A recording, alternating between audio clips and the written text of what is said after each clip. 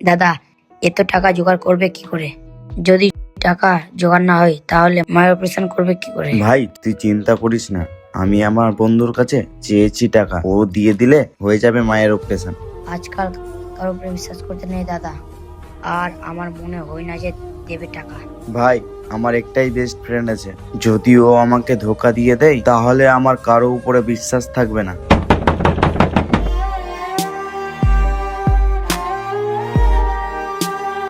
Sir, এই নেন আপনার পার্সেল। দাদা, এখানে তো টাকা আছে। সুরাজ বন্ধু, আমি তো টাকার ব্যবস্থা করতে পারলাম না। বন্ধু হোক তো তোর মতন সাহায্যও করলি আর কিন্তু প্রকাশও করলি না। सब रिश्ते हैं दिखावे के, मेरा भाई तू